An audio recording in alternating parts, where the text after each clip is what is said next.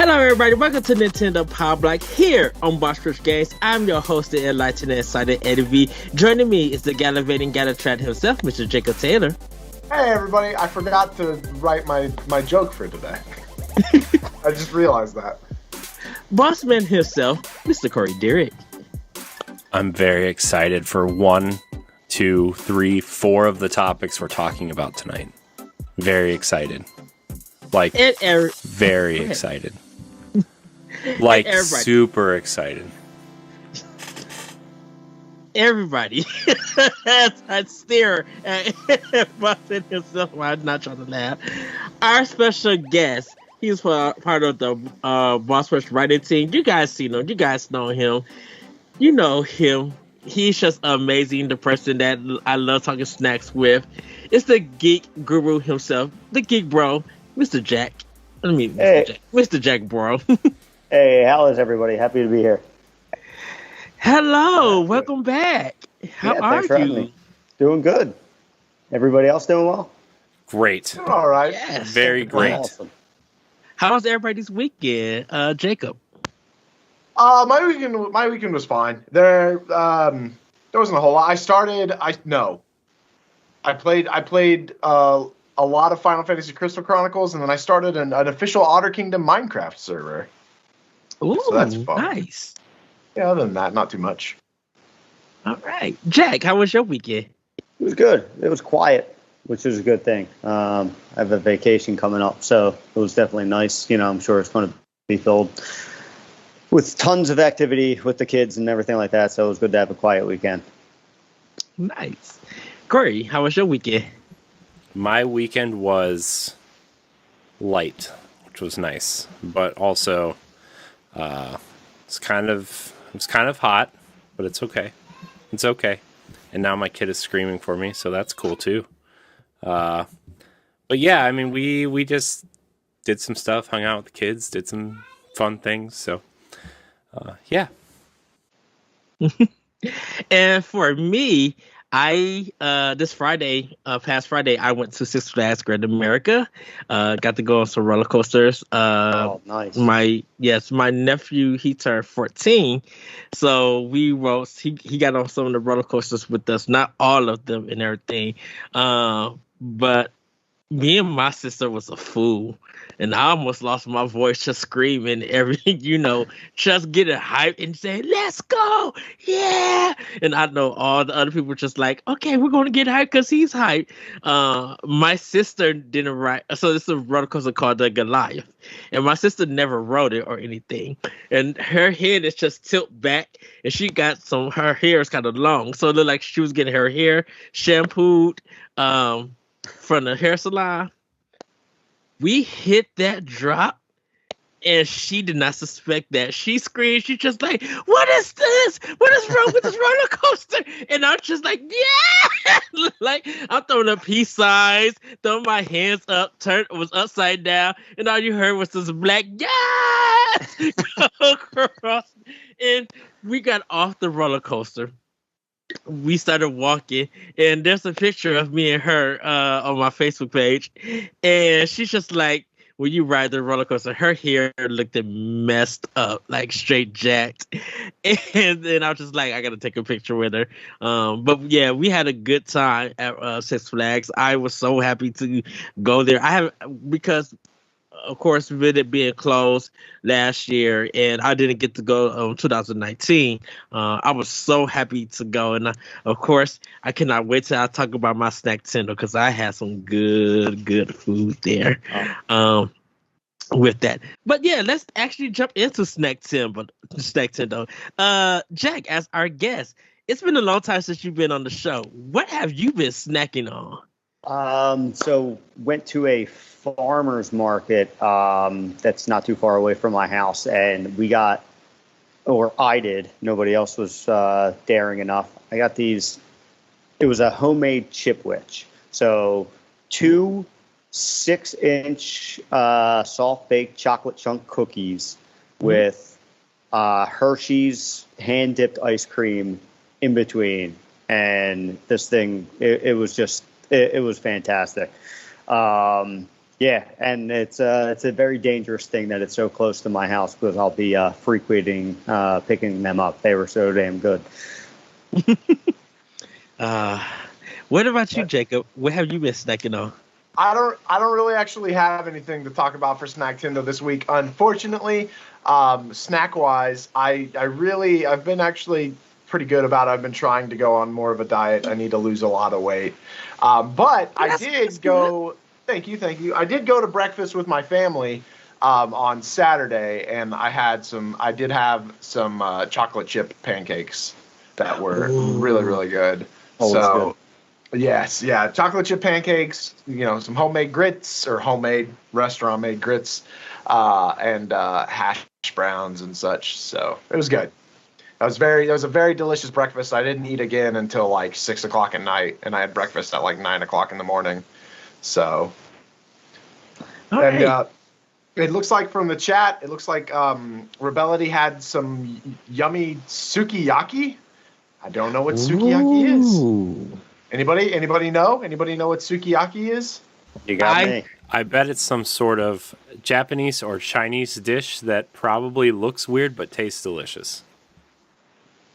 It's a Japanese dish that is prepared and served Nabemono style. It consists of meat, which is slowly cooked, vegetables, and other ingredients. Yum. That sounds delicious. It's a type of pho, apparently. Pho. It's pho. It's pho. I know. All right. Corey, what have you been snacking on? Nothing really. Honestly, this segment kind of sucks. I'm sorry, everybody. I disappointed everybody. Just like Jacob, I didn't really. I know. I'm trying to lose weight too, although it's not going as I've planned it. But didn't really eat a lot of snacks this weekend. Although, I do have something to talk about actually.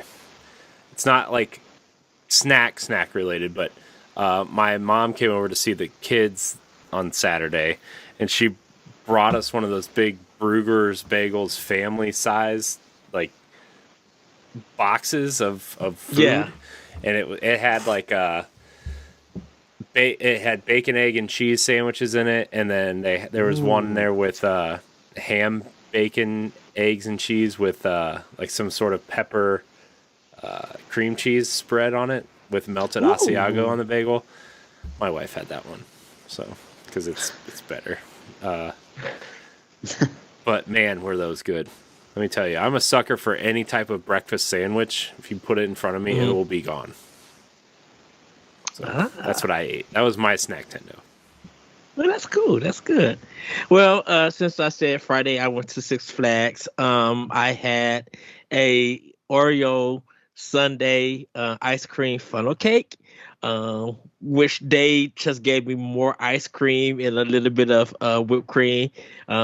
Put a whole bunch of Oreos. I was just like, oh, y'all just hooked this whole thing up. And it was so good. I had a thing called a Thrill Burger that was just like double meat patties, cheese, barbecue sauce, bacon, lettuce, tomato, and whatever kind of hamburger bread they use. I ate that and could have fell asleep on any ride. Like, it was so good. That thing disappeared. I was just like, this is the best burger that I had in age. It was literally good. And then since one of my employees at work, it was his last day working with me, I bought him a family box from Taco Bell. So we ate some soft tacos and hard tacos, and it was pretty good. I just wanted to treat him out like for lunch, that he didn't have to worry about, and hopefully, when he comes back here, because he's going to school, that he comes visit and everything. He said he had fun with me as an employee. So that's pretty much what I've been snacking on. And some graham crackers, like the foot-on honey graham crackers. Just been eating those and enjoying it, and just like, man, this is so good. Of course, my Twizzlers pudding pill. And I did get the Hershey Chip Ahoy ones, but I'm saving those. I did not eat them. Last but not least, I tasted the Cheetos Mexican Corn Crunch chips, and they are the bomb. They are so good. They literally taste like Mexican corn.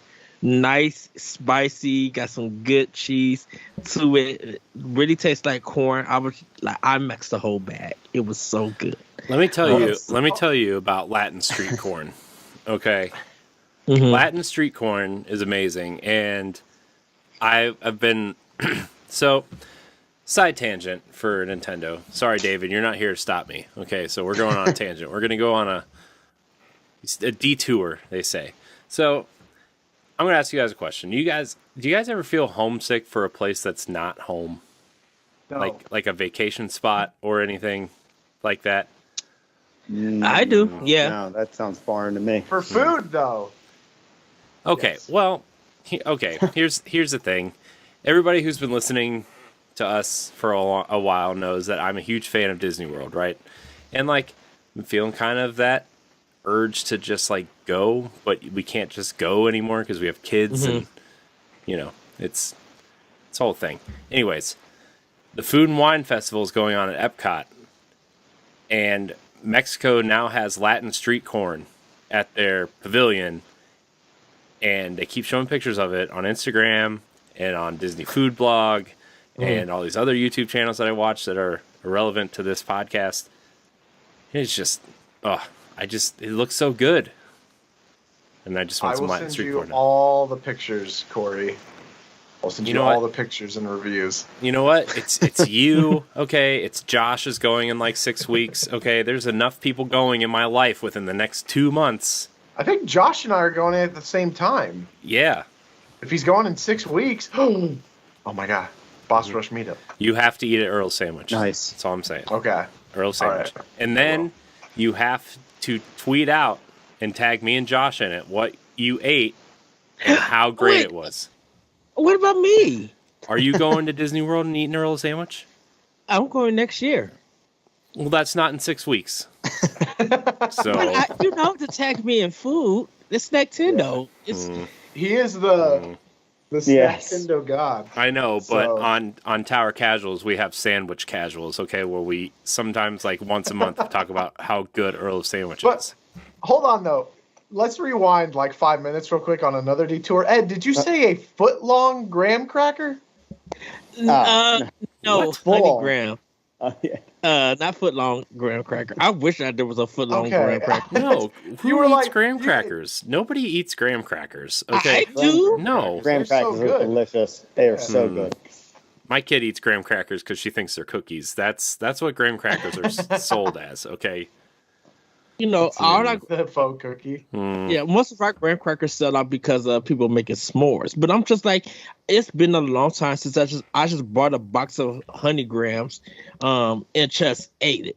It just like really went in, and I bit into it, and I'm just like, I feel like a kid again.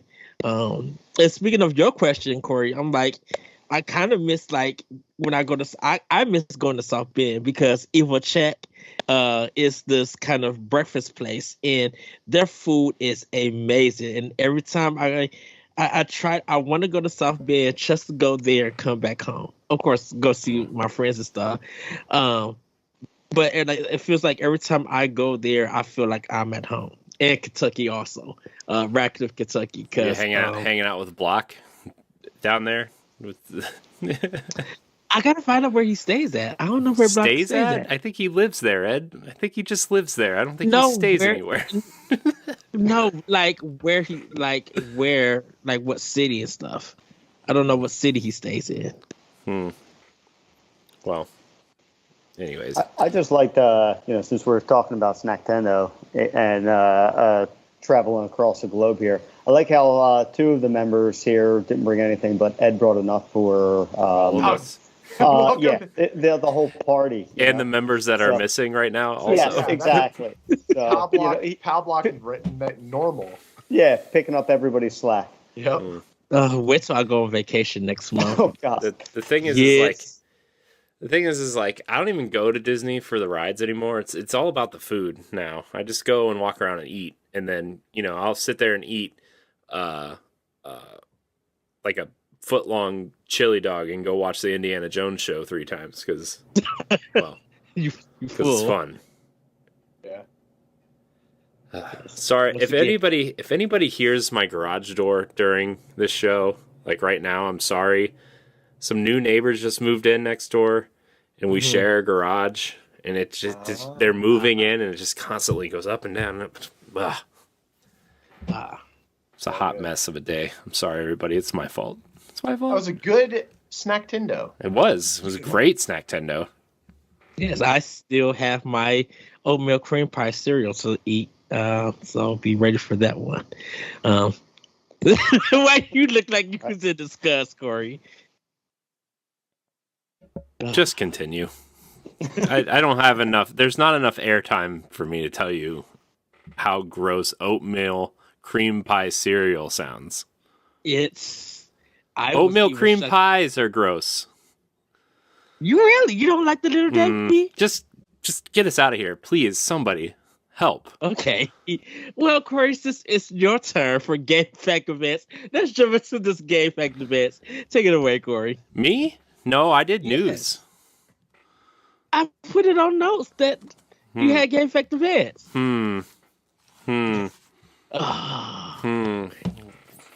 Well, okay. So everybody. For the special section, we want to do Game Fact Events. I kind of want to ask you guys,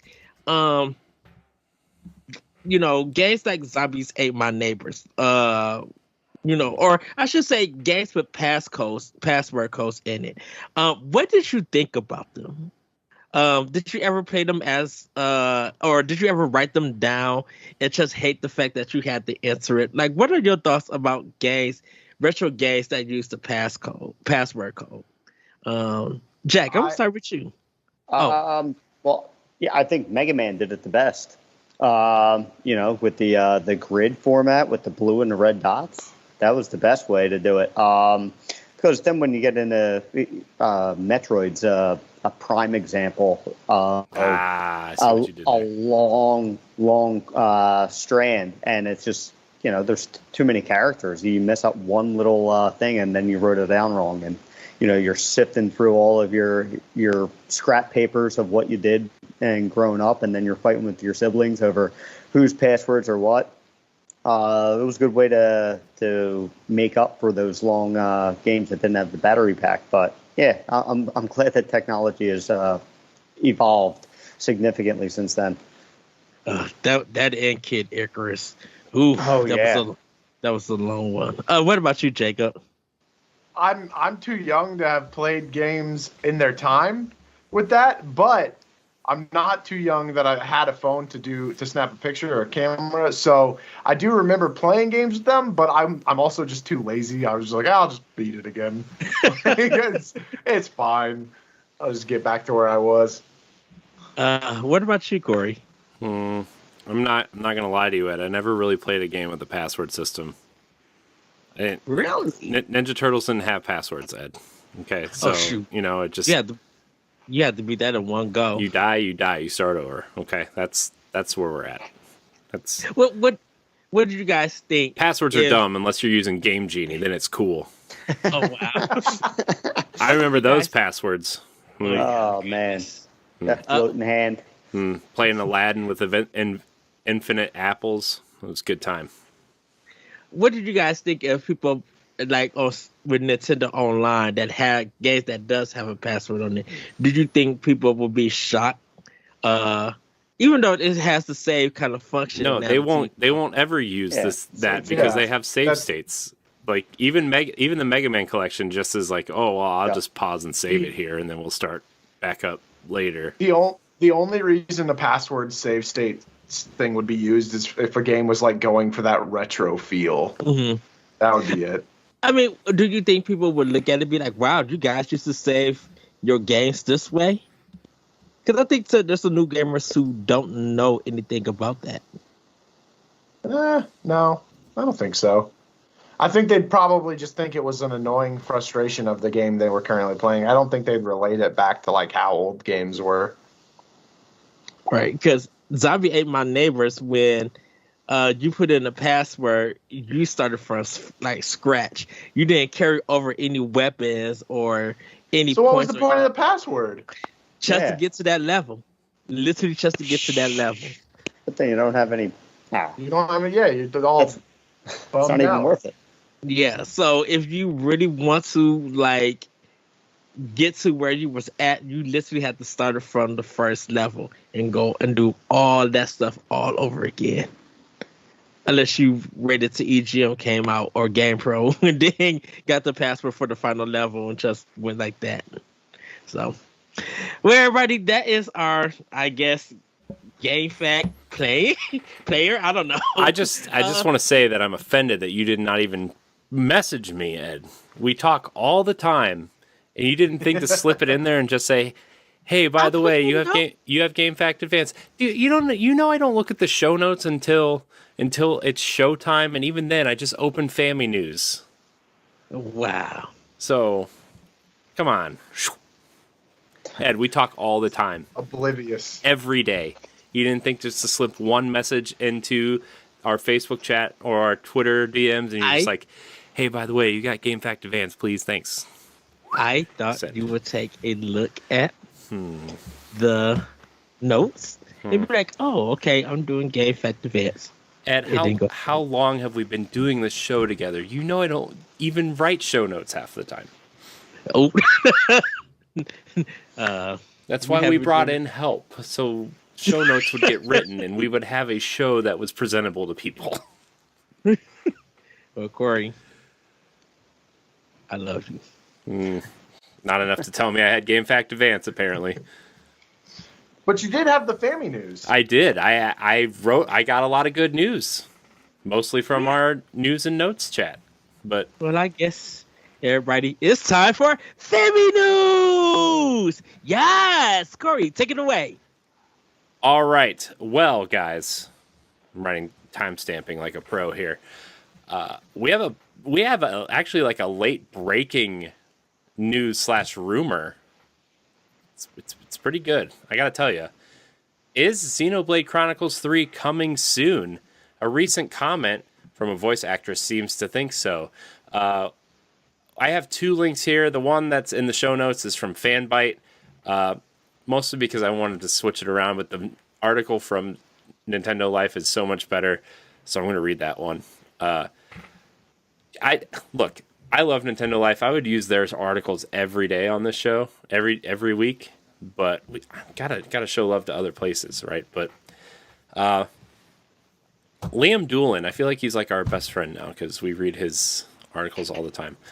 Xenoblade Chronicles 3 rumors intensify. The game is nearing its final stages of development. Monolith Soft has been expecting to expand on the Xenoblade Chronicles universe for some time now with a third major release, and yesterday it was discovered Malia's voice actor Jenna Coleman may have confirmed a new entry during an interview dating back to June. If her comments were convincing enough, Fanbyte news editor, former Game Informer senior editor, and occasional industry insider Imran Khan has now chimed in with his own information, confirming the game is in development. Quote, Coleman's quote has caused rumors to stir over the weekend for a new Xenoblade Chronicles currently in development. According to our sources here, we can indeed confirm that this is the case. Moreover, the game is nearly in its final stages of development, but its release date may be held back for any number of reasons. Khan further explains that the third Xenoblade Chronicles game will be a direct sequel to the second title and shares some details about the story. The ending of the trilogy takes place in the far-flung future, with a few returning characters who have long outlived their human counterparts from both Xenoblade Chronicles and Xenoblade Chronicles 2. This is why Coleman, who plays Malia, would be aware of the third game, as her character is returning and she more than likely has recorded voice acting for it. The game is aiming for more character models on screen at once than any previous title, accounting for both playable characters and enemies. If you guys remember, maybe 2 or 3 months ago, we talked about this. Actually, the choir that did a lot of the soundtrack for Xenoblade Chronicles 2 wrapped some recording sessions for an unannounced Japanese video game. The only other video game they've ever done was Xenoblade Chronicles 2. So, it's all coming together, guys. It's coming together. 2022. What are your thoughts on this? This is cool. This is really exciting. There's a lot. I saw a lot of people on Twitter being like, "Oh God, I gotta go play Xenoblade Chronicles 1 and 2 now." Good luck finding a physical copy of Xenoblade Chronicles 2 right now. By the way. Digital's better, anyways. I know. I'm just saying, if you're a physical collector, good luck finding Xenoblade Chronicles 2 right now. That's true. It's just like Xenoblade Chronicles on the Wii. But this is really cool. I'm one of those people. I've never beaten Xenoblade Chronicles 1 or 2, but I do really like the characters. I do really enjoy the story, so I'll probably add that on to my list of games to play on stream. But the bigger topic, and something that we'll get into in Doc Mode, is that if they release Xenoblade Chronicles 2 in 2022 alongside 2022 next year. Xenoblade Chronicles 3. 3, yes, sorry, yeah. Yes, if they release Xenoblade Chronicles 3, thank you, Ed, in 2022, there's a lot of 2s in there. It'll be Zelda, Xenoblade, Splatoon 3, Mario and Rabbids, and Xenoblade, and then maybe they could finish it off with the new Mario game. Yeah. Right? Didn't that come out the same year as Zelda? Yeah. Yep. It's basically mirroring. It's basically mirroring. That means we get Mario Kart 9 next year, right? Which means we also get the Switch Pro next year. Hold on, I'm confused. You said Xenoblade Chronicles 3 at 23. 22. 22. Okay. I thought you said Xenoblade 3. There's no way this game, if this game is as done as the rumors say it is, there's no way it gets delayed to 2023. It's coming out next year. I feel like this game would release in March or April at this point. And then, you would save Breath of the Wild for holiday, I feel like is what that would be. So it would be more than likely. It would be Pokemon in January, then probably sometime in Q1 would be Mario Rabbids, and then this, and then Splatoon 3 in the summer, and then Zelda sometime in August or September, and then hit Mario November. Yeah. There you go. There's your lineup. And then Bayonetta 3 in there somewhere, probably. Yeah. Yep. Yeah. Jacob gets it. Yes. Jack, what about you? It's 2017 all over again. No, that sounds picture perfect. The only thing I would add in there is maybe add in a Metroid title. Keep going high with the excitement from Metroid Dread. Bring in Metroid Prime Trilogy. I feel like it's been talked about ad nauseum. I feel like we've been hearing about it since the Game Awards of 2018, right? Where they are exactly. Basically, it's done. It's sitting on the shelf, waiting to basically be a promotional tool for Metroid Prime 4, right? I feel like that's what I've been anticipating it as well. But unfortunately, Prime 4 has just been in development hell for the longest time. So to be fair, I think Dread has been in more development hell. Oh, yeah. 19 years is a bit of a big gap, that's for sure. At least they're actively developing these games, unlike, F-Zero, Kid Icarus, insert Nintendo game here, Earthbound, I guess. Although, Ed, what about you? How do you feel about this? I'm conflicted by this. And the reason why I'm conflicted by it is that I think I feel like it is coming, but it's not coming soon. And I think 23. You're the worst. I think 23 will be a good time because I think they're focusing. Not only are they focusing on Breath of the Wild 2, I think they're focusing on the new IP. I think they want to give that one. Yeah, but they have 4 teams. They have 4 teams, and we know one. They are. We know one is landscape artists for Breath of the Wild 2, and one is asset creation for Breath of the Wild 2. One team just finished Xenoblade Chronicles Definitive Edition, and then one team is working on their new IP, right? I feel like that's the... Right. And so what I feel like is that I'm not saying that I'm not excited for Xenoblade Chronicles 3. It sure sounds like you're saying you're not excited. Jacob, what do you think? I heard him say, I am not excited. I said I'm conflicted because I don't think it's coming out in 22. For Nintendo, it wouldn't be a smart idea to do. I would rather put that out. I would put that in a year where you don't have big titles hitting, because Monolith Soft has become a more recognizable company to Nintendo and to gamers. Almost kind of like Intelligent Systems with the Fire Emblem games. They have literally become a more recognized company because of Fire Emblem, definitely with Fire Emblem Awakening. So I feel like if you really want to, I feel like a game that big, a series now that's big and important to not only Monolith Soft and Nintendo, but to gamers and RPG fans, I would want to give that game space, and I feel like 23 would be it because you want to get Breath of the Wild 2 out. You don't want Xenoblade coming out too early when Breath of the Wild 2 is going to become because of. Well, that's why you separate it, right? That's why you put one out in the spring and one out in the fall. That's what they did last. That's what they did the last time. Right, and the thing, but when I was talking to Jacob, the thing with Breath of the Wild 1 is that we didn't know that Monolith Soft was helping the Zelda team do it. Second of all, that game was important.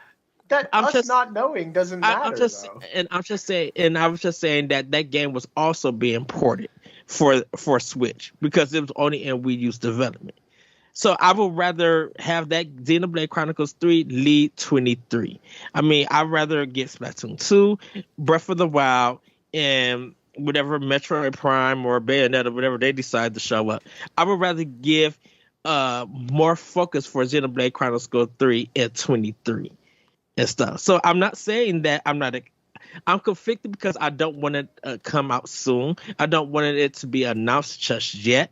I would rather them announce it next year and show trailers and be like the game will release on 23 because I would want their new IP to come out first and give love and attention and market it well. I feel like you like with the success of Xenoblade Chronicles 2, you would want to put out Xenoblade Chronicles 3 first and like get even more love for Monolith and then say, hey, look, Monolith is working on a new IP. Because like as popular as we think Xenoblade is, it's a Metroid situation where like the games just didn't sell well. And Xenoblade 2 was lucky enough to have legs, right? And then they re-released Xenoblade Chronicles 1 Definitive Edition and people were playing it, Smash too. Smash helped that. It helped people recognize Xenoblade Chronicles 2.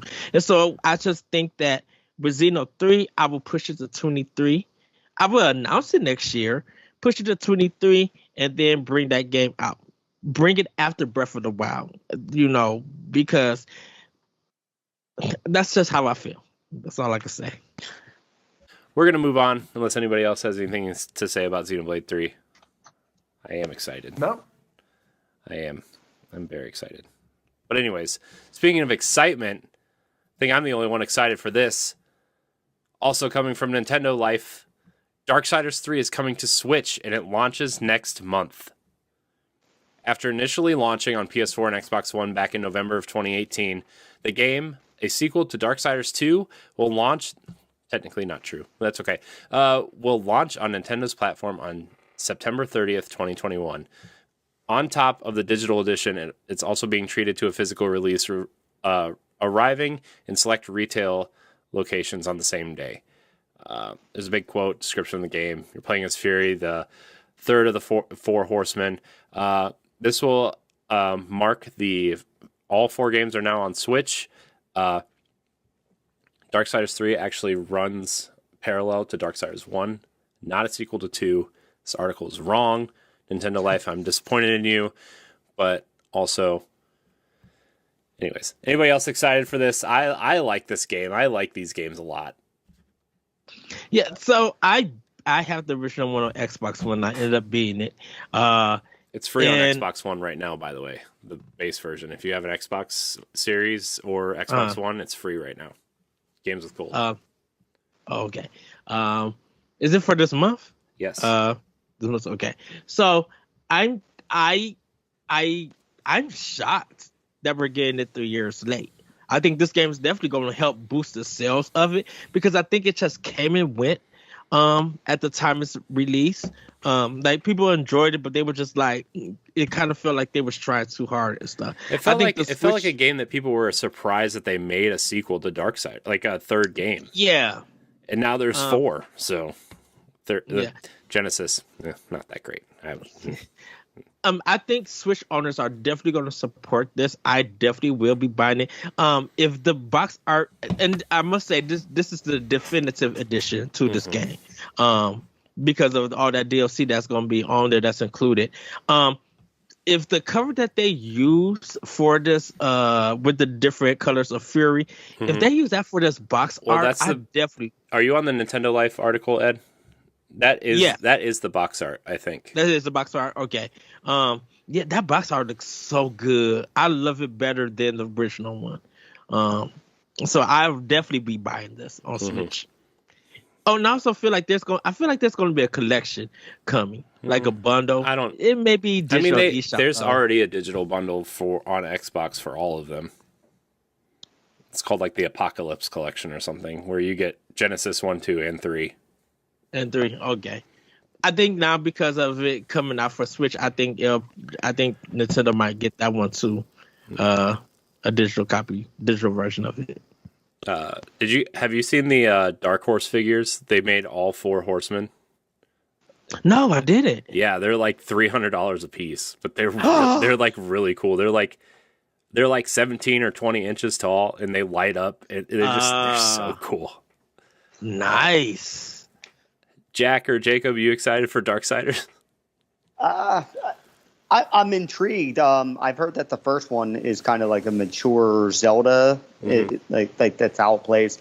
Yeah, so I've never dipped my toe in it, but I love the Zelda series and always looking for something more like that. But yeah, I haven't experimented with it, but having this come out, who knows what could help me find something when browsing the eShop late at night, looking for something. It's always that late at night purchase. Yeah, exactly. And you wake up the next morning and you hope you don't regret it. Why does Jack saying that? Like he has a whole memory card full of the visual novels. Oh, no.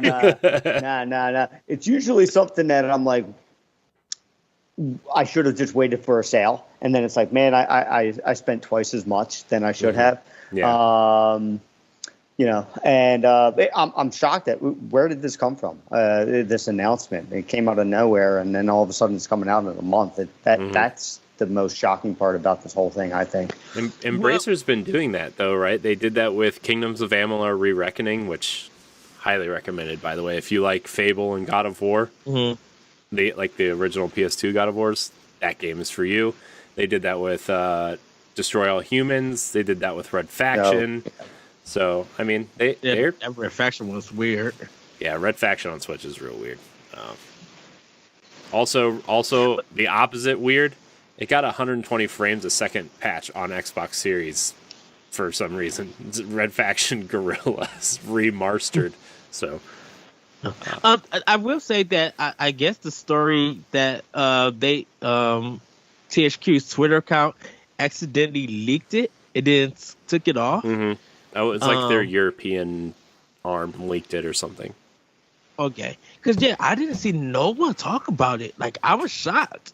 Well, I mean, Darksiders isn't exactly, like, popular. So. Yeah, it's pretty niche. Especially because, like, 3 came out of nowhere, and then the series has just been dead silent for so long, Yeah.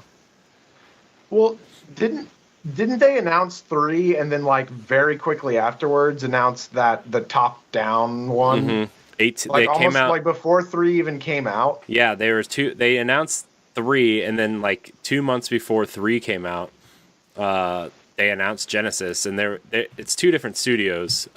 Yeah. Airship Syndicate did Genesis, I think. Yeah. So I'm excited for it. I purposefully didn't pick up Darksiders 1 and 2 and Genesis because I was like, well, I'm not ever going to be able to play 3 because I only own Nintendo consoles. So I don't want to like get super into this and then just be bummed. But so this is cool. This is cool for me. I will be waiting for them to go on sale. I'm sure they will eventually. 1 and 2 are on sale right now, actually. I'll have to look into it. Depends on how much it is. They're like $8 a piece. Oh, wow. Yeah. Okay. Yeah. Well, yeah. So, but this is cool news. This is cool news to me. Yeah. Just to warn everybody out there, every game is a different genre, right? So the first one is pretty much a mature Zelda is strong. I would say like rated M for mature Zelda, not exactly like a mature Zelda with old school God of War combat. The second game is more like a 3D Diablo game where you're picking up loot and switching things out and getting cool powers that will basically fight for you. And Death says this is no place for a horse, and then like the horse disappears and whatever. And then 3 is more like a Dark Souls game. It's set up that way as a slow-paced kind of let's switch weapons and see what weapons work against this boss, and it's slow and methodical and very kind of empty world, to be honest with you, that I noticed. But it's empty because the enemies are harder, and I think they want you to like feel that. So and then like Jacob said, the Genesis is a top-down twin stick shooter type game. So we're gonna move on here. Nintendo has made a lot of money on the Switch, right? Made a lot of money. So they're using a small chunk of that change to buy back shares from their shareholders. This comes from Thomas Whitehead from Nintendo Life. Nintendo to spend up to $900 million to buy back its own shares. Quote, we have a strong cash position thanks to Nintendo Switch business. The Nintendo Switch generation has been transformative for Nintendo's business and finances, consolidating development onto one main platform, delivering impressive sales, and significantly boosting the company's bank balance. It certainly brings the boom years of the DS and Wii to mind in terms of Nintendo's financial health, and the company has announced a move that gives a good indication on how cash-rich it has become. Nintendo has issued a, quote, notification of acquisition of treasury shares and cancellation of treasury shares. Basically means the company will buy back some of its own shares and then cancel them, taking them out of the company's batch of stock. The less shares and shareholders the company has, the less it is obligated to pay out dividends ultimately. There's a big press release here kind of saying what they're planning on doing. So I think this is good, right? I think Nintendo being able to make their own financial decisions without relying on shareholders. I think we see a lot of games especially on the other platforms, kind of make decisions to make shareholders happy and not exactly give their devs full creativity, right? Even though like there's some pretty good things out there going on, right? Especially third-party developers. I feel this happens more too. So what do you guys think? You think this is going to help Nintendo be more creative? Because I mean, not that they haven't been creative already this gen, but well, I think it's smart of them because when they have their shareholder meetings, they have less people to talk to about the business plan and stuff.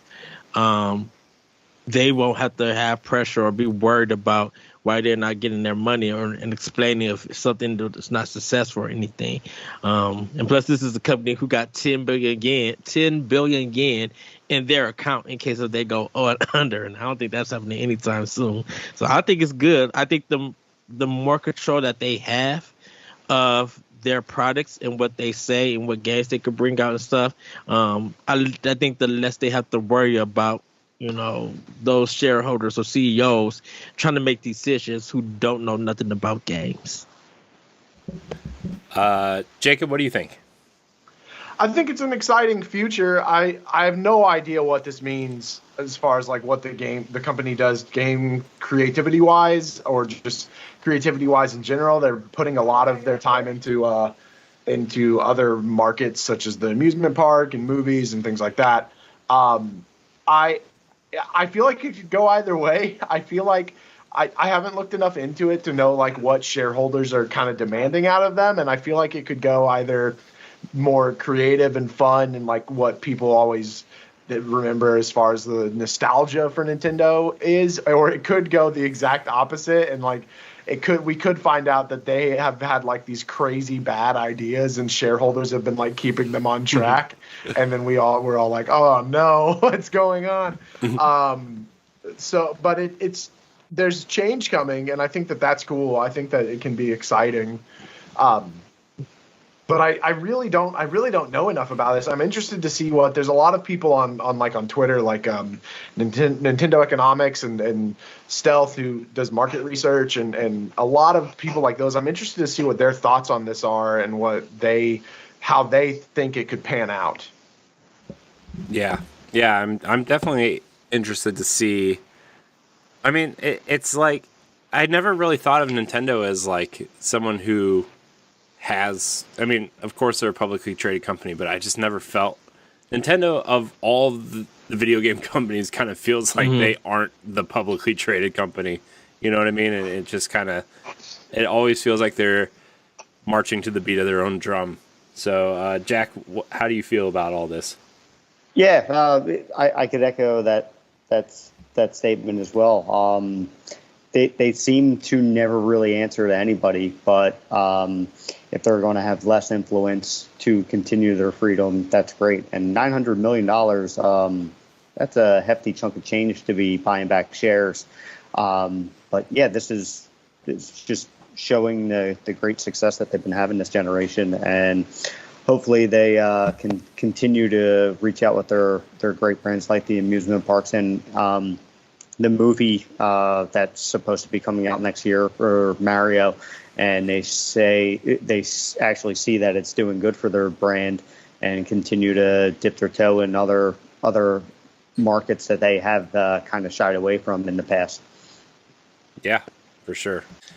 Anyways, speaking of spending money,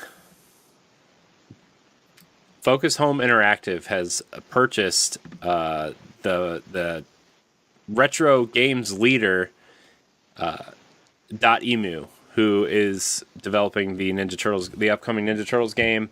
They did Streets of Rage 4.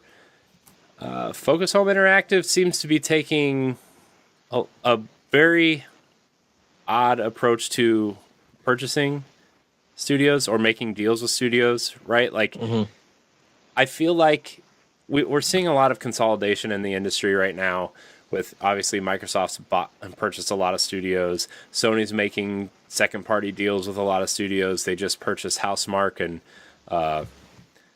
Nixxes to develop PC-style games. And then the big rumor, which was also kind of leaked by them, is that they're going to buy Bluepoint very soon.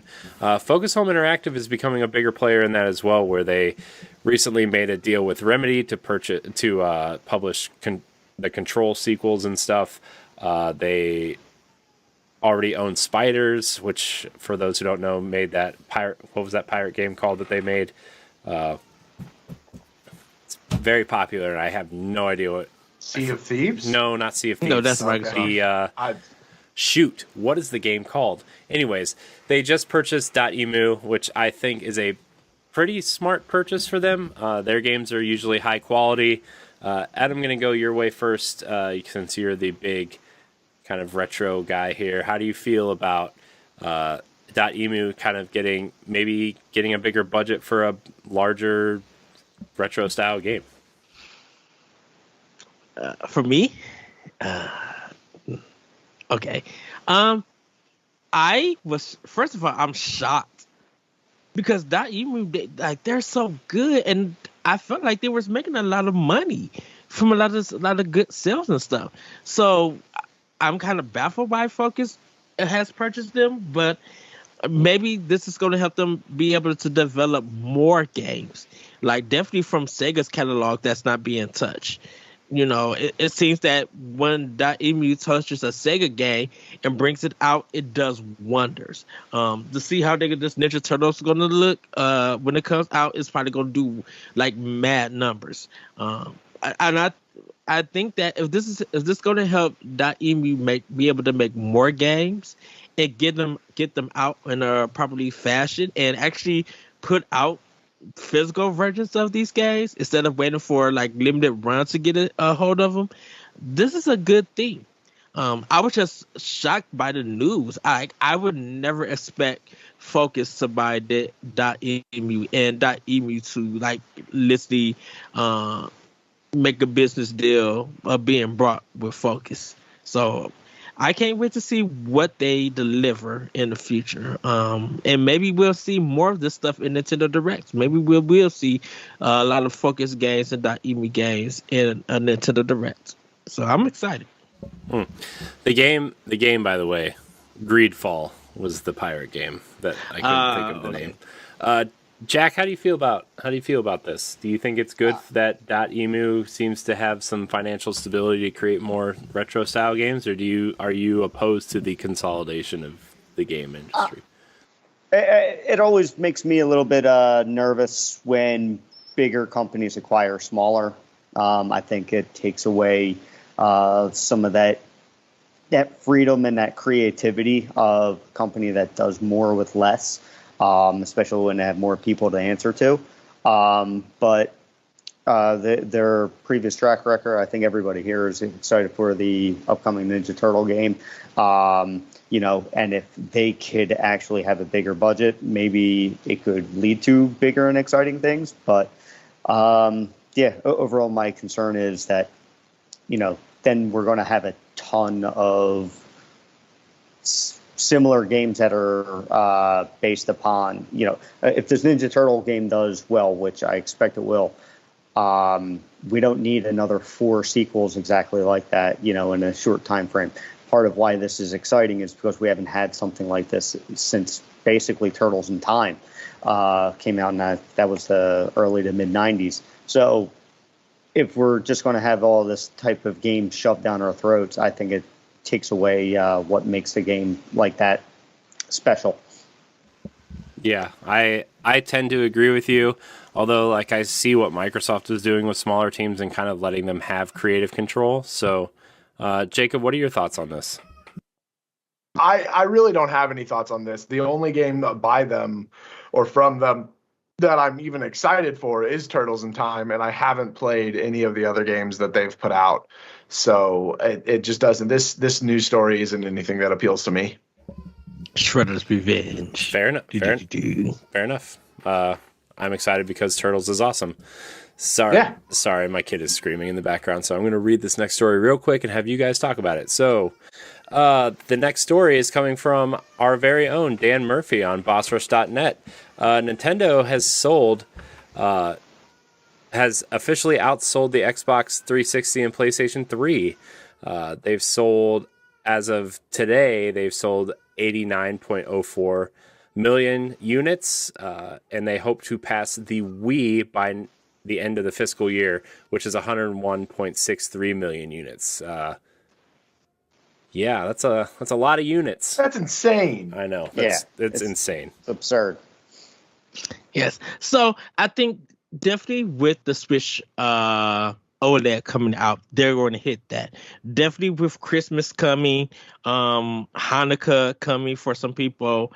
I think the OLED, once people actually see it and get it in their hands, and other people's Switches start kind of fading out, I think people are going to go and get the OLED and push that number to that 101 for Wii. Go ahead.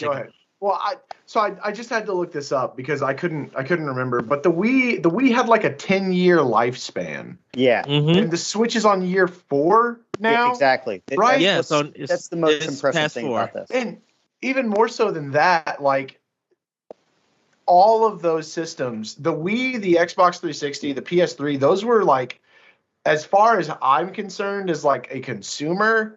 And it might be because at that time I was working at GameStop. Those were that was the most I'd ever seen anyone purchase gaming stuff before. That was the peak of gaming in my mind.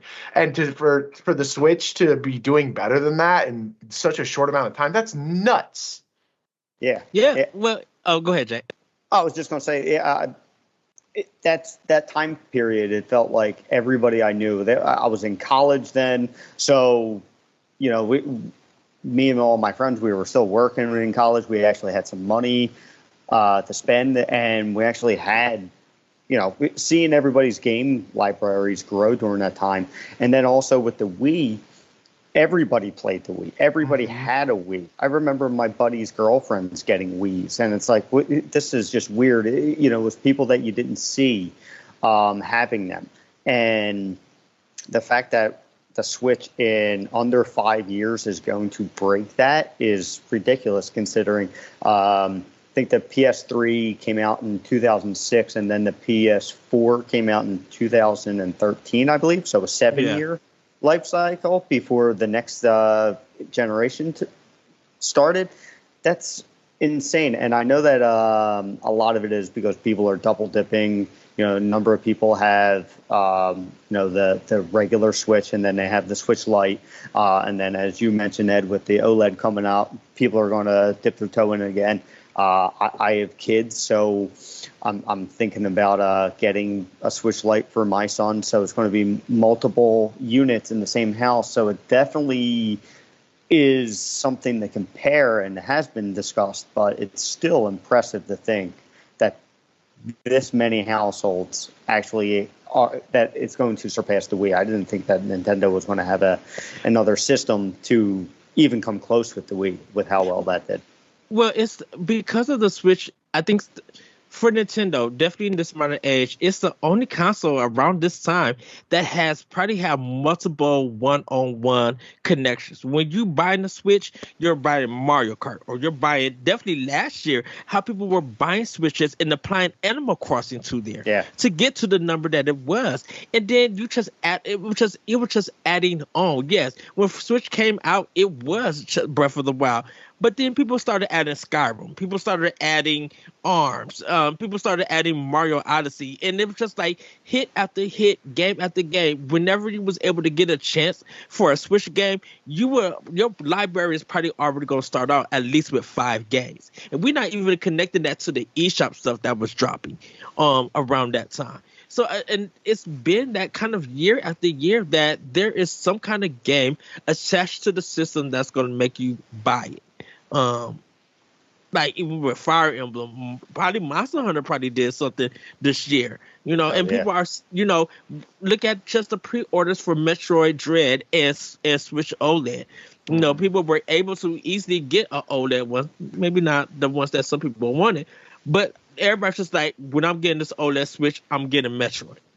And like, you haven't heard anyone or seen any kind of console do that for a long time now. I'm not discounting Xbox, because people, I think Series X, because when it comes more available, Halo Infinite is going to be that game.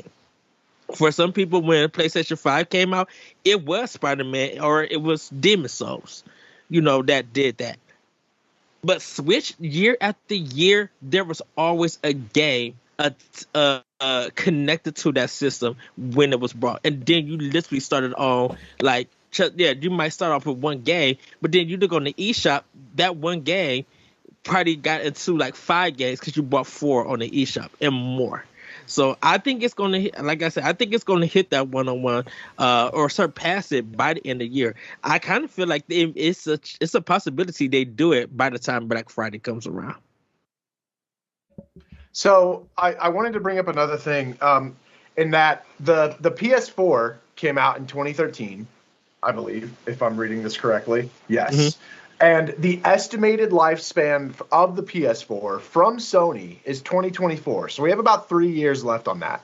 The Switch is only 30 million units behind the PS4, which has already had a 10 year life. No, I can't do the math. 7 year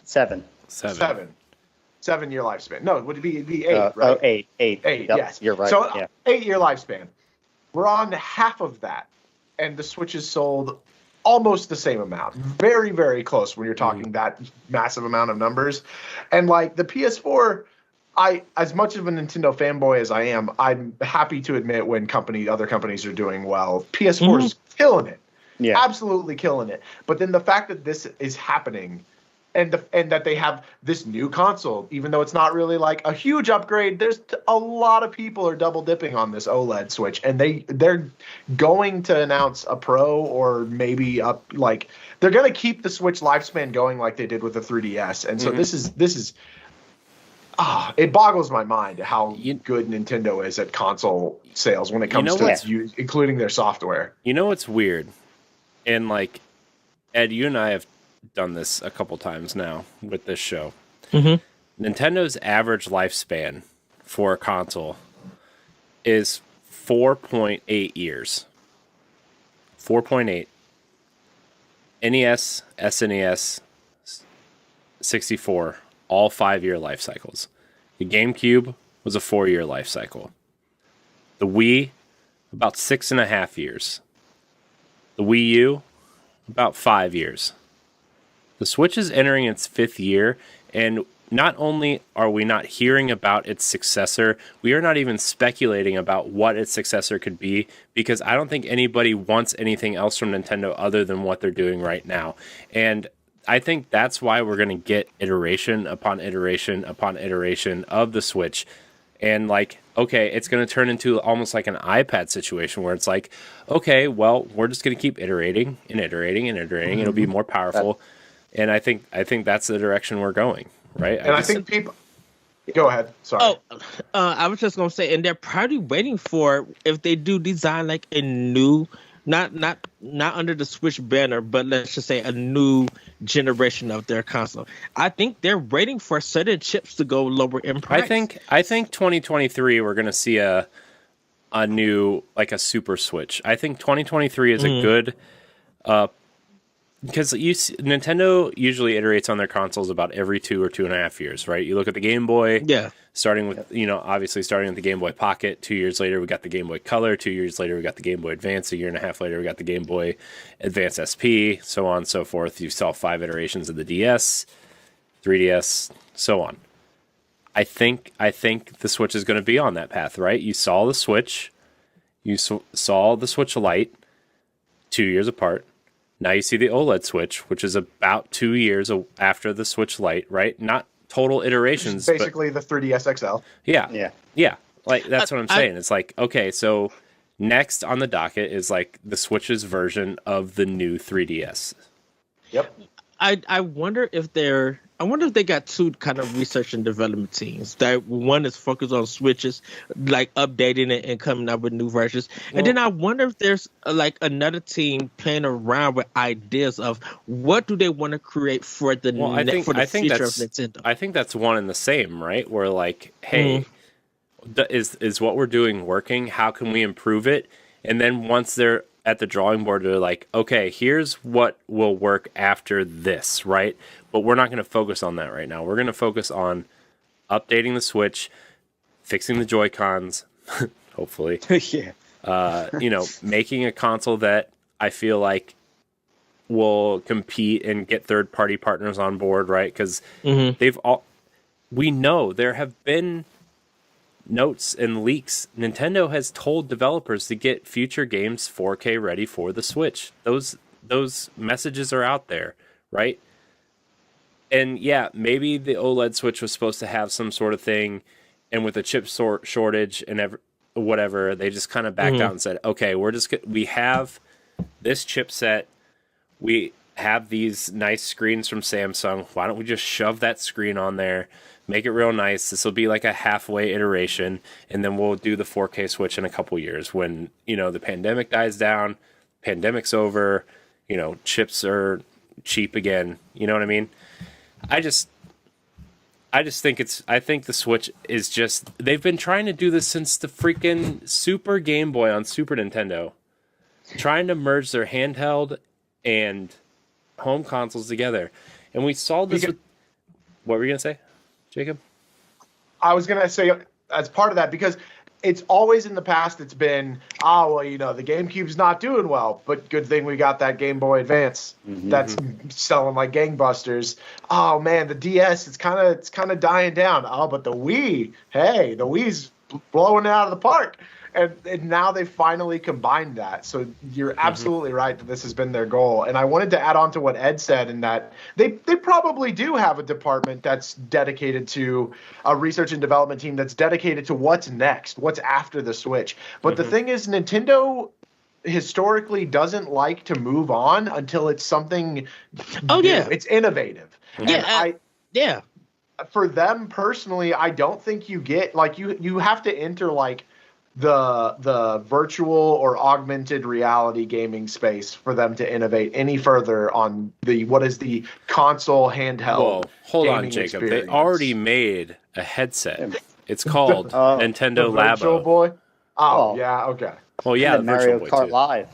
Yeah. Yeah. You know, See, but like that, imagine a system that Based- you could play Mario and point it at your desk and run him across your desk, you jumping off of like, it reads like your monitor and your keyboard, and those become objects in the game. Like that, I could see that being a thing, or going the virtual route. And I don't think they're going to shy away from the Switch until they've secured that process. Yeah. Anyways, it's impressive either way. I did want to hit on the PlayStation 4 sales on how it could.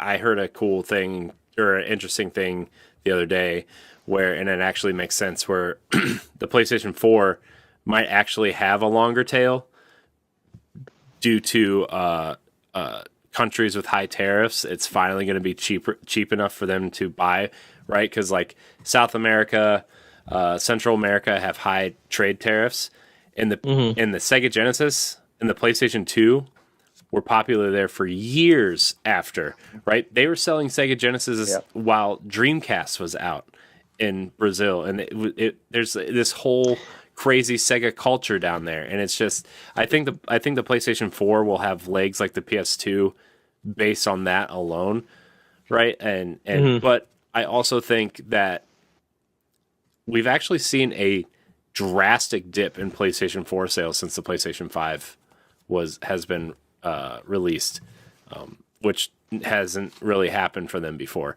Because usually when the new console comes out, the old console gets really cheap. People buy that because there's a whole library of games to buy, yada yada, blah blah. PlayStation 4, there's just like a dip. You look at this chart that Sony actually released to say how great the PlayStation 5 is selling, and the PlayStation 4 is on there, and there's just like a straight dip down. There's no like, cool little zigzags or whatever to show growth or anything.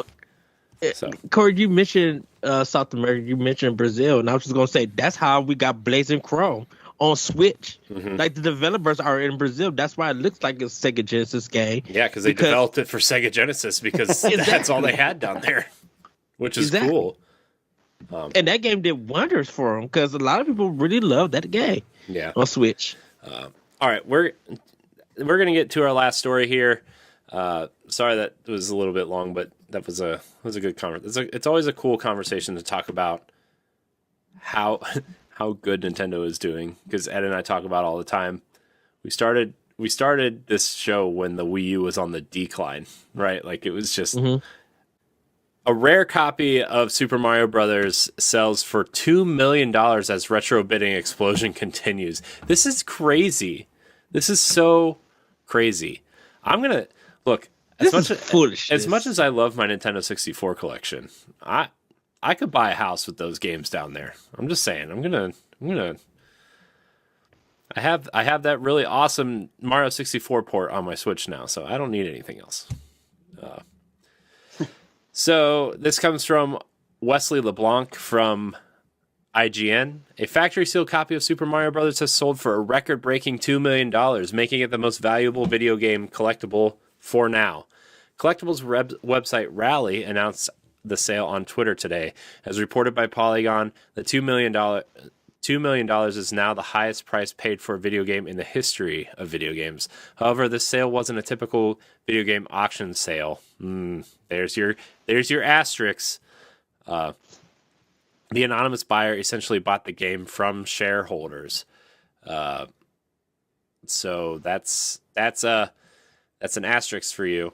That's because Rally is different from traditional auction sites. Rally sells shares of collectibles to investors, and then when those collectibles are sold by buyers, the shareholders receive a return on their investment.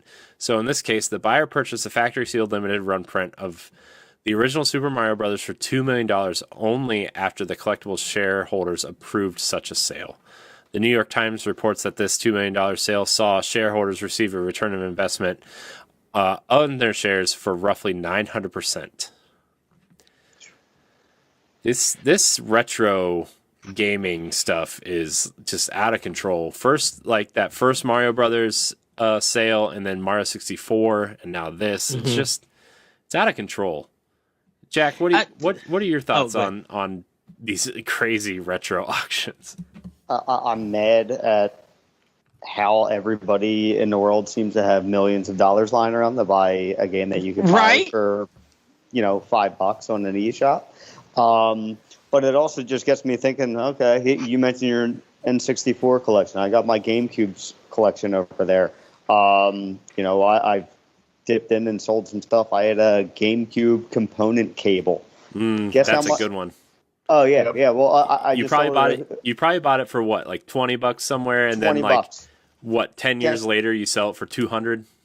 I just sold it like 2 months ago for $335. Yeah, it was a no-brainer. Like I can even hook it up to the TV. Everything's all HDMI, so it was like, all right, it is just giving me the opportunity to reevaluate my collection and go, what am I actually going to play? Because for a certain amount of money, I could better put it to good use. I mean, they just have good memories and they look good on the shelf. But, I just got to hold off until I can find, my treasure collection that I could retire on, but I don't think I have anything like that, $2 million worth. It's absurd. It just makes me shake my head left and right. I've been thinking about getting rid of my original set of Pokemon cards, and they're all still in sleeves. They're in pretty perfect condition. They're all first editions. I've been really contemplating getting them graded and getting rid of them because I have no affection for these cards at all, and they're just all sitting in my basement in perfect condition. What's holding you back? Effort? Trying to figure out how to get them graded and where to send them and the best way to do it. The waiting list on getting trading cards graded right now is like 6 months to a year. Yeah. Insanely long. God. So that time frame is actually what's holding me back from doing it. Gotcha. Although, I mean, 6 months ago probably would have been the time to do it because Pokemon cards are crazy right now. Yeah. I don't have that first edition Charizard though. That's the only one I don't have. It's literally the only card I don't have. But there's so many of those floating around that you find somebody who's got that card and they have none of the other ones, and you just sell it to here, complete your collection. Yeah, I mean, I was looking up graded Pokemon cards the other day. I have a first edition foil Blastoise. That's if it's graded past the 9 is worth like $30,000. I'm like, jeez, I could put a down payment on a house if I could get that. Yeah. Shoot, if I could buy the house with your cards. $30,000 for a house, Ed. What kind of house are you living in? I'm talking about all your cards together. Oh, yeah, all these cards. Yeah, I could buy the whole city. God, it'd be awesome. No, so I've been thinking about that. I also have a lot of N64 games. I have like almost 40 N64 games, and all of them are complete in box except for about 6 of them. So I've been really contemplating that as well, especially because like I have the gold cartridge Zelda games complete in box. And I'm like, I have them on my 3DS. I have it on my Wii U. I'm gonna have them on Switch eventually, hopefully someday. Do I need these? Because like my biggest fear is that like my kids are gonna get into them and just shred these boxes at some point, and I'm just like, I got to do it before this happens, and like I have enough amiibo and statues and whatever to hold on to those memories. Like, what do I need a cardboard box for? So, anyways, I don't have a sealed copy of Super Mario Brothers though. Yeah. I just say that this is ridiculous. Just like, where's the not the Nintendo? I'm sorry. Where's the Microsoft and Sony stuff at? Like, where's the rare copies of games that are? I mean, Gravity Rush for PlayStation 4 is pretty expensive. Like, where's Final Fantasy Tactics at in this original form? It goes back to a little bit of what Corey was saying, is that these old games, these NES, SNES, N64 games, they were in cardboard boxes. Those things, even if you had one, if you didn't keep it in a box in a case, like a plastic case somewhere contained, and you put that thing in your attic, it's gonna mildew and melt and be terrible. Mm-hmm. So they're incredibly hard to find with all of that stuff. And these older games, like on PlayStation, they have plastic cases. You can replace that. You can buy the same case that the original PlayStation games came in, throw the sleeve and the cover art in there, and it looks the exact same. Mm-hmm. And it costs you like 98 cents. It kind of feels like that these Nintendo games are like time capsule games. You know, like you threw them in a time capsule. 10 years have passed. You brought it out, and the value just jumped up, in a sense. I mean, yeah, it's kind of what it is. You know, and is it just that you're paying it because, yes, it is in its original form, but you're paying just to collect it, to have it? Mm-hmm. It can't be me. I'd be like, you know, when I get a game, I want to take it out and I want to play it. But I don't think like Ed, how many unopened games do you have right now? Too many. Looks away. Okay. For reference, a 6.5 graded Final Fantasy Tactics sealed inbox black label sold on eBay for $565. Yeah. So, you know, I actually thought that Panzer Dragoon for Sega Saturn would be the most expensive game. I mean, it all depends, right? Like it just depends at this point, and nostalgia plays a big role in it. I'm not sure too many people hear stories about Panzer Dragoon, but people aren't nostalgic for Panzer Dragoon. People are nostalgic for Mario Brothers. People are nostalgic for Zelda, right? And those games are going to be the, you know, everybody can be like, oh, stadium events, that game's rare, but I don't know. But it's weird that you go like people are selling something like that for like $10,000 compared to what we hear now that people are paying the millions for it. It's just like, wow, that is a big jump to buy a game. What can I say? Pandemic isolation has made people crazy, and apparently found pirate treasure under their foundation of their house. Also, I at this point I just have to think that this is like some sort of e-peen contest between all these rich people. Yeah. Like, oh, you bought Mario for $1.5 million. I bought it for $2 million. Like, or whatever it was. I don't know. But this is so stupid. It just makes me mad at this point that people are spending their money like this. Yeah. Well, that's going to do it for Family News. Ed, I'm going to send it back to you. All right, everybody, we're going to get into our doc mode. The Legend of Zelda Breath of the Wild 2 will not only become Nintendo's biggest anticipated game for 2022, but it could be for gaming in general. Although we have to wait till this release, there's more titles to be announced. For this doc mode, I'm asking the Elite Block agents, how do we envision 2022 to lead up to Breath of the Wild 2's release? And will Sony and Microsoft play a part with their titles? So, we're getting ready for 2022. Let's say Breath of the Wild is coming out in October. You know, from January... Okay, I'll rephrase that. From November till October 2022, how did you guys see Nintendo releasing games? And we'll focus on that. What did you like? How do you envision it? Jack, I'm gonna start with you. Well, we know about the new Pokemon coming out in January. I think that's going to start things off. You know, with the announced games that we have, so we have that the new Mario and Rabbids. I see that following up in springtime. You know, probably March, April timeframe.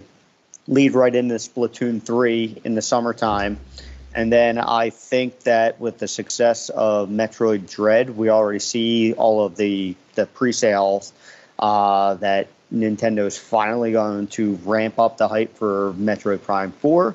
So they're going to finally release the Prime Trilogy. You know, they'll announce that during E3 or whatever is announced, whatever takes place next summer in June. And then use that momentum to carry them into the summer. We were kind of touching on Xenoblade Chronicles 3. That seems like that would be a nice placeholder for the, you know, August, September, and then leading right into Breath of the Wild sequel.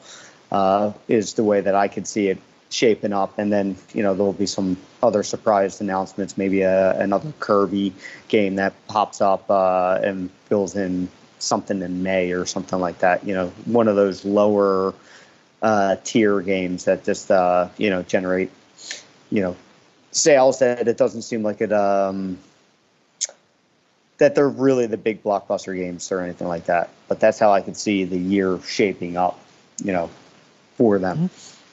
Okay. Corey, what do you envision leading up to Breath of the Wild 2? I actually think Breath of the Wild is going to get pushed out of next year. I don't want it to, but I think it's going to. And I actually think they're actually going to release Xenoblade Chronicles 3 first. Just so they have a big kind of RPG-ish game in the fall. Mm-hmm. But obviously Pokemon's going to be huge in January, right? Because it's kind of like the first step to the Pokemon game everybody wants, right? That kind of open world, let's go catch things and bring them back and train them or whatever. I still don't think it's going to be the game everybody wants because it seems like it revolves around one central city instead of, like a big open world. But I still think it's going to be huge, right? And obviously the remakes are going to be huge in November. But I think Pokemon's going to be huge. I think Mario plus Rabbids is going to be in the springtime. I think that Splatoon 3 is going to be huge for Nintendo. Yeah. Splatoon 2 sold, 12 million units? And I just think Splatoon 3 is going to be probably their biggest game next year, without a doubt. I think they're obviously going to have a few surprises up their sleeve. I think we'll get a lot of ports next year, because Breath of the Wild is pushed. I think we're finally going to get the Wind Waker and Twilight Princess HD next year. I think we're going to get the Prime trilogy next year to kind of hold us over. And then 2023 will be Breath of the Wild and Metroid Prime 4. That's my thought. And then we'll get some sort of... I don't know. I still think Bayonetta 3 is coming next year as well. Although I know Platinum is very busy with Babylon's Fall and what's their other project they're working on, Ed? I forget. Was it the one that Apple game? Yeah, but that's out already. So I know they're working on becoming a publisher of smaller games. I know they're working on publishing their own games. I don't know. There's been a rumor that we're getting a sequel to Vanquish at some point. So I think they're gonna want to get. I just feel like Bayonetta 3 is like this, at this point, anchor holding them back from what they want to be as a company. That I think they just want to hurry up and get it out. Not that it's going to be bad or feel rushed or anything. I feel like that's the last brick that's holding them down. And if once they become free of that, they can become the company that they really envision themselves being. So I think we're going to get that next year. Probably like July, August. You don't want to put it in the fall because as much as we like Bayonetta, that game would get eaten alive in the fall. And I think spring is too early for that, especially with the Horizon getting delayed and people are going to be focused on these other Nintendo games. So that's my thought. And I think Xenoblade and maybe a Mario game next year are going to be the big titles. And then Zelda will be the spring game in 2023. And Metroid Prime 4 will be probably like a September game in 2023. Was Bayonetta 2 October for Wii U when the original came out? I think it was September. September? Okay. What about you, Jacob? What did you envision? I don't think it's going to be releasing in October. I think it's going to be releasing in early spring. Just for the discussion. Okay. It's in October. Well, so then I don't know. We know Pokemon's coming out. We know Metroid Prime 4 is somewhere in there. We know Splatoon 3 is there. We know about what's the? We know possibly Xenoblade Chronicles 3. We know Bayonetta 3. Did No More Heroes 3 come out? Has it been pushed back yet? I don't even know what's going on. It's coming out at the end of this month. Okay, supposedly. Okay. But I don't think they push it back at all. I don't think they push. I think if they do push back Breath of the Wild, I think that would be the sign of it being pushed back to be put on Switch and Switch Pro, like upgraded for Switch Pro type of thing. Mario plus Rabbids probably an early spring game. Splatoon 3 probably a summer game, and then just stuff that we don't know about yet announced in there. Okay. Well, I know with Metroid Dread, like Jack said, we got that October. We got the Pokemon remakes of Diamond and Pearl in November. We got Advanced Warfare in December. January, Pokemon Azure, I think that's the name. Arceus. Goodness, Azure. Arceus. And then we know what games that's been playing in his free time. we got Mario and Rabbids. We got Splatoon. Party Bayonetta. There's a possibility we could get Astral Chain 2. There's a possibility we could get Fire Emblem, a Fire Emblem game. Maybe Fire Emblem Warriors 2. Well, we already know that Astral Chain. The first game was developed with a trilogy in mind, right? Like that's what Platinum said. But we also know that Nintendo owns the IP, and that Platinum kind of wants out from this publisher deal from Nintendo, right? Like I feel like whatever Astral Chain 2 is, I think they might go the Darksiders route where they make it a different gameplay style each time. I mean, they could do that, but I'm also thinking maybe Astral Chain 2 won't even be Platinum. I think it could be like Tecmo Koei or something. And you know what I mean? Like, there's so many games that, Koei Tecmo. Is it Tecmo Koei or Koei Tecmo? I don't even know. Koei Tecmo. Yeah. Koei Tecmo. Like, they did Fire Emblem Three Houses, right? Like, that was, everybody thinks Intelligent Systems when they think of Fire Emblem. Intelligent Systems only developed oversaw the game and worked on about 10% of the game, right? They were making Paper Mario, which is crazy to me to think that. But I mean, I could totally see Koei Tecmo stepping in to make a second Astral Chain game because of Nintendo's ownership, right? So, which is weird that Platinum would want to get away from Nintendo. It's not weird. They want to publish their own games. Yeah, they want to be their own. They want to be their own thing. Well, Ed, it's not weird that somebody doesn't want to work with Nintendo. Whatever you say. No, because the thing about it is that they say that, and then they connect with Square to do Nier Automata and Nier Replicant. You know, so it's just like, it's weird to say that they just kind of want to move away from Nintendo to publish their own games, but then they do something with Square Enix. These are already pre-existing contractual agreements, though. It's not like they made these. Right. I mean, Nier took 5 years to develop. Like they made that contractual agreement probably 6 or 7 years ago, right? Like right, and they've got contracts to let out. They've got jobs to do, and then they'll start working on their own thing. It's the same reason why Microsoft is letting Deathloop and Tokyo or Ghostwire Tokyo come out on PlayStation, right? They're upholding the contracts, right? Which is probably with Nintendo that they got. If we're going to do the contract thing, they're probably going to do with contracts with 2. They may have 2 and 3 with Platinum, and that might be a contractual thing. But like just for 22, you know, it's a possibility that we might see that. We might see ARMS 2 being announced. We might it's a possibility that we'll see anything being announced.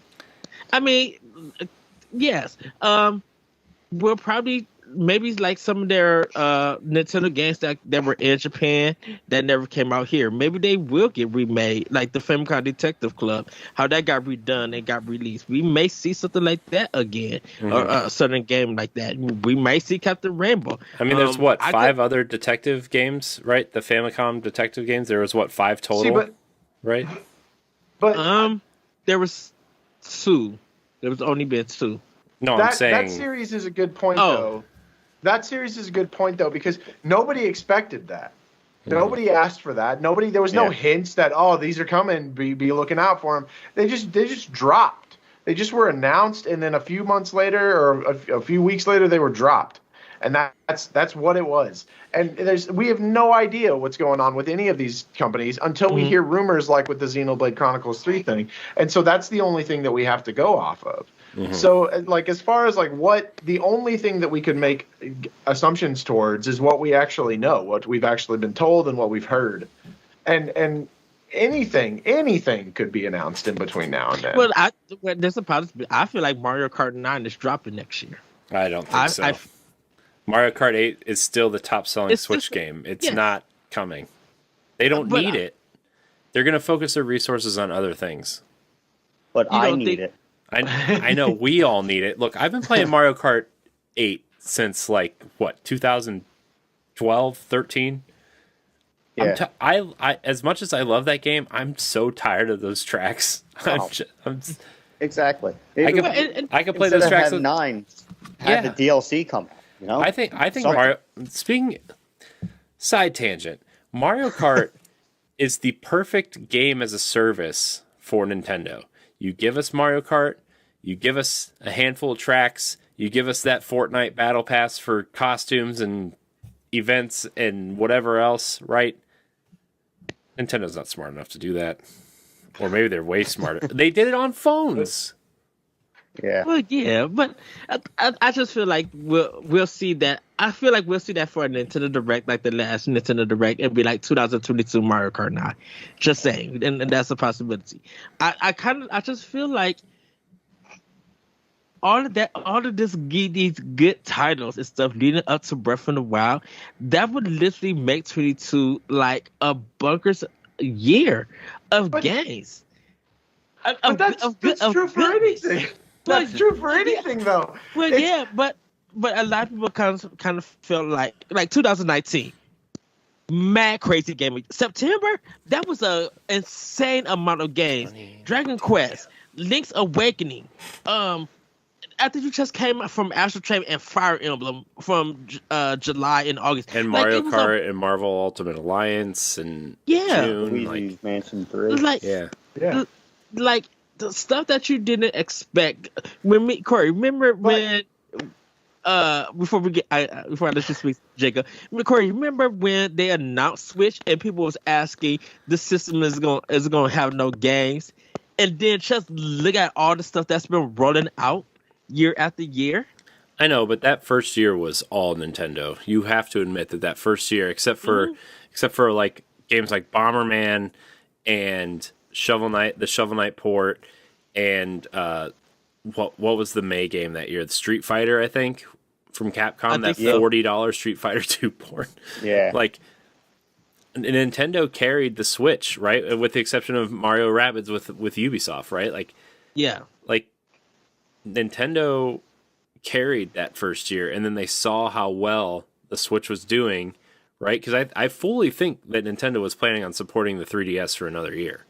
At least, just in case the Switch didn't work. And, well, I mean, besides that besides that January reveal of the console, which was it wasn't great, right? We did a watch-along for that, and it was, like, the reveal wasn't great, but the console ended up being exactly what everybody wanted, ironically, and obviously the rest writes itself, but...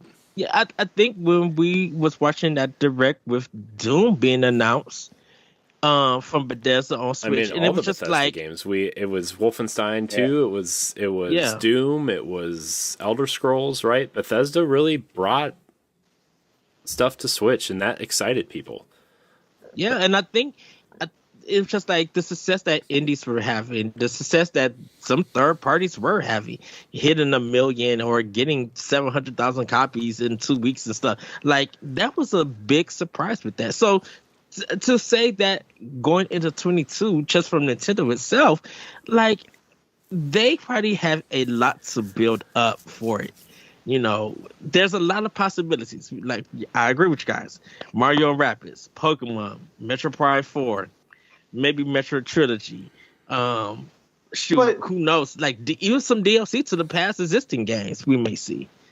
Oh, go ahead, Jacob. But my point to all of this is that none of those games have anything to do with Breath of the Wild 2 releasing. Nope. None of them have anything to do with any of them releasing. The only games unless they're part of the same series. Skyward Sword. Oh, go ahead. I was going to say the only games that have anything to do with Breath of the Wild releasing are the other Zelda ports. Yeah. If Breath of the Wild gets delayed. Because there's no one out there that's like, oh, they released Breath of the Wild 2 this year, but you know what? They didn't release Advance Wars 3, so I'm not going to buy Breath of the Wild. No, I'm just saying, but that's not the thing. You envision the games that's coming out per month to lead up to Breath of the Wild. Like how do you see their lineup? That's my point. Is like there is no lead up to Breath of the Wild. Breath of the Wild coming out is all the lead up Breath of the Wild needs. They could release, just like in 2017, they could release the brand new Mario. They could release nothing but bangers every single month. And they would just say, this is a great year. No one would think, wow, this really helped Breath of the Wild 2's release. Right. And that's not what I'm trying to say. I'm just trying to say, what do you envision leading up to it? Like, what games will come out that people will buy or play and be like, man, I can't believe I got this game in my library this year. Leading up to it. Anything. Any game at all. My most anticipated game right now for the rest of the year is Mario Party Superstars. Okay, so get out of here. I said this in our Twitter chat. That's the one thing that I don't want. Like, there's nothing that I care about that I want that I like needs to come out. I don't want them to release 2 absolute units of games in the same month, because that means that month goes from being $60 to $120. This is Nintendo. So frustrating. This is Nintendo. Have you not noticed? I mean, to be fair, in October we have Fatal Frame, Mario Party, Metroid Dread, I know, Super Monkey Ball, OLED. The OLED. And the OLED. There's 3-4 other months, but that's what they decided to do. That's what I'm getting at, is like they could have spread those out, but they didn't, and I don't want them to do that more. I just want them to release games monthly. Well, if they do that, what do you envision? What games? That's what I'm trying to get to. I mean, I feel like we've hit every single thing plus at this point. Well, yeah, like what do I? Dark Souls, Kid Icarus. That's what I envision all the time. That's what I want.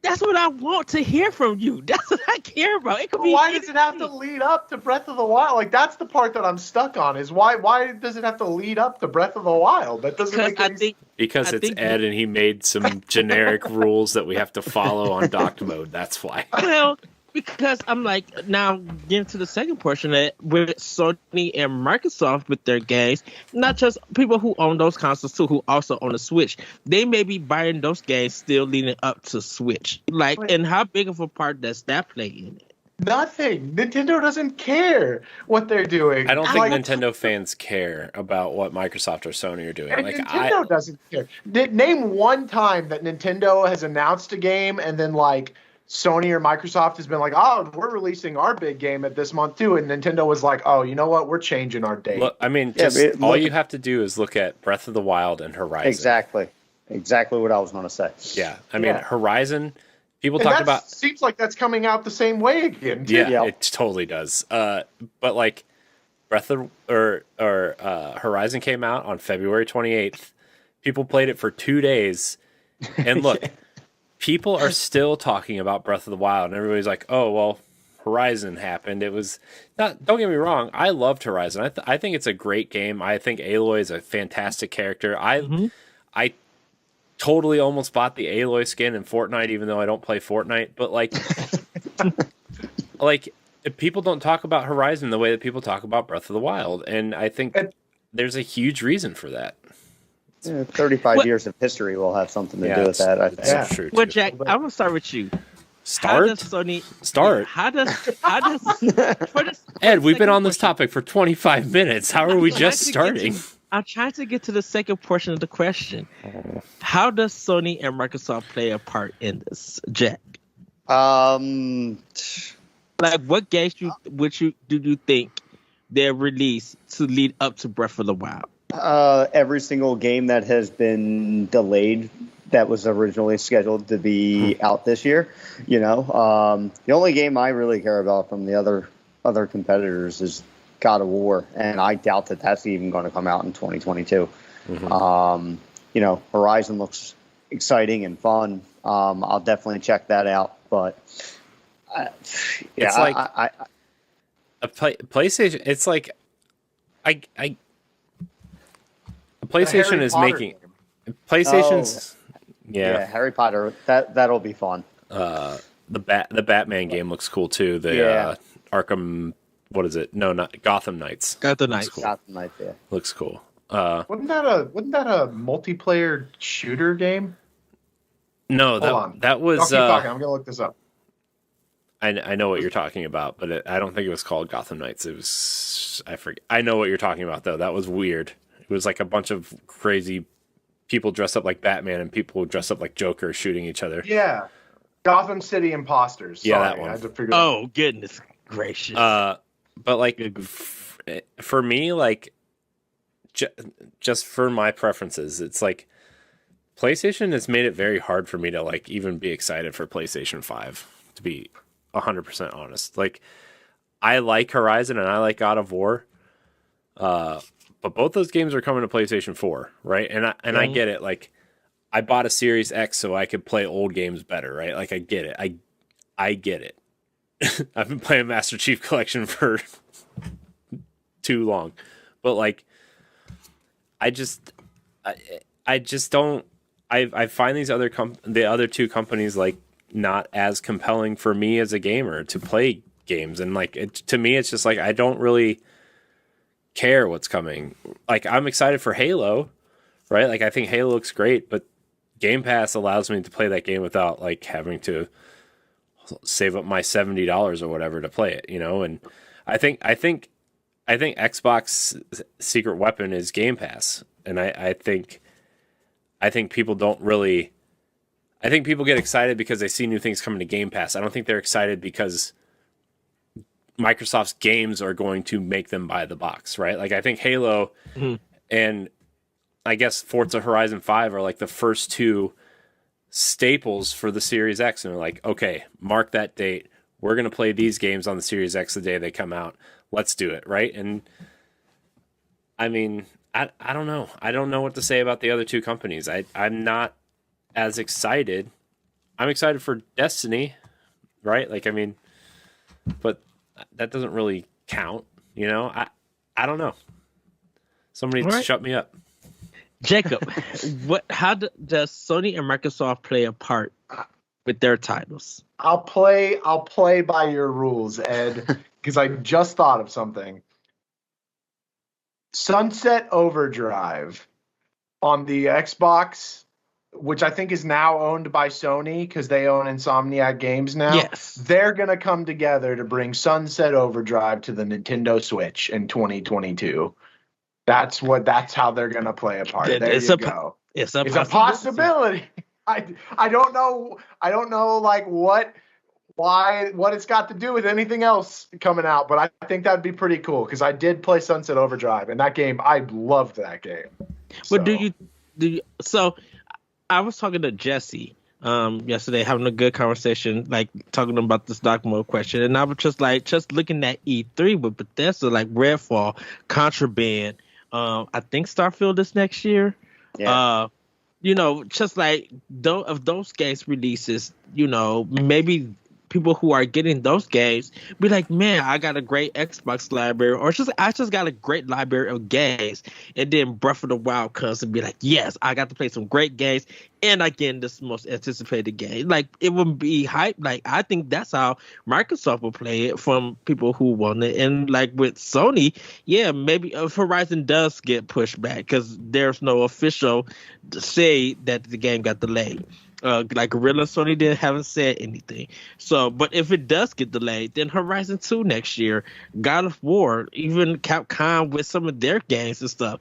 Maybe Final Fantasy 16, because even I asked LaRon about it, and he brought up Final Fantasy 16. Like, yeah, that could play a part in it. And then the other Square game that they announced, and everything. Like I think Sony could also bring their game, their first party games, and maybe some third party games that would help, be like, man, I got a bunch of great titles that I could pick up and buy before Breath of the Wild, and just be like, man, I had a great year of games. So I think that's how Sony and Microsoft can play. Maybe CD Projekt Red will finally get Cyberpunk together, and it'd be worth playing. But who knows how that's gonna go? So that's my thoughts on it. Anything else before we close out the show, everybody? I stand by my fact that I don't think either of those companies give a flying flute about what Nintendo is doing. Ooh, good one. They don't care about Breath of the Wild release. Well, I know that, but it's just like the titles that they're putting out that people could buy. Okay, and I'm cutting you off. All right, everybody. I look forward to 2022, Ed. I look forward to 2022. It'll be good. It'll be a good year for gaming. All right, everybody. We're about to get into playing with power. Jacob, what have you been playing with power? I've been playing Pokemon Omega Ruby, and my girlfriend's been playing Pokemon Alpha Sapphire. We've been playing those together. I'm replaying, if you're watching the video, Ocarina of Time Yes. on the GameCube on stream, and I've started up playing Minecraft and then still playing a lot of Pokemon Unite as well. That game is a lot of fun, and I'm kind of addicted. So, Nice. Corey, what have you been playing with power? I have not played a single thing this week because I'm busy. Sorry, everybody. I'm disappointing this episode. Man, you didn't play any video games or eat anything. Nope. Jack, what have you been playing with power? Skyward Sword HD, and kind of piggybacking off of that, they had the Tetris 99 theme. Yes, I this read past that you weekend. got it. Yeah, so played a lot of that. Tetris 99 is always, one of my go-to games. Pick it up and play it for just a couple quick minutes. I like this guy. Let's keep him around. Tetris is awesome. So, I finished the new Ratchet and Clank Rift Apart. Yes. Just finished that up over the weekend as well. So I had a good weekend for gaming, Rarity. So it was good. How about you, Ed? I have been playing The Great Ace Attorney. Been literally enjoying that. I only got one more case that I need to do because I'm on the fourth case, and then I'll be done with the game. It's really good. They kind of changed it from the old Ace Attorney games. So you would do some investigations and then go into court. With most of the game, you're literally in court getting the clues and finding out who is the victim. Who is the criminal and stuff. So they kind of changed it up with this one. It's more, it's kind of shorter for the cases and a little bit more streamlined than it was with the other ones. Because the other games were like a adventure game. This seems more different. This seems more linear in a sense. But I'm really enjoying it. They have a play on Sherlock Holmes called Sherlock Holmes. And I'm just like, oh, wow. And just mean there's some new characters and everything. Still with funny names and everything. And the writing is good. But yeah, I'm almost done with that, and then I'll get back into Skyward Sword and Ys 9 and stuff. I need to play that, get that done. I actually need to get back to Monster Hunter Rising stories because I need to get my Amaterasu skin for my Palamute. I may have to call Laurent and be like, I want to switch. Let's go, Ray. There it Jacob, is. let's go. It's a really, really easy quest. You just have to run around and pick up some items. Oh, nice. Yeah, so that's what I have been playing with power. And everybody, that is going to be it for Nintendo Pow Block. Jack, Jacob, do you have anything? No, I thought you skipped Corey. I forgot Corey said he didn't do anything. Jack, thank you for coming on the show. Thanks for reaching out. I truly enjoyed you when David was going to take a break. I'm like, let me go get Jack because I wonder if he's been doing anything. I haven't had him on the show and everything. But with that, everybody, we want you to have a great week, have a great weekend, and we will see you next time on Nintendo Pow Block. Bye, everybody. Woohoo!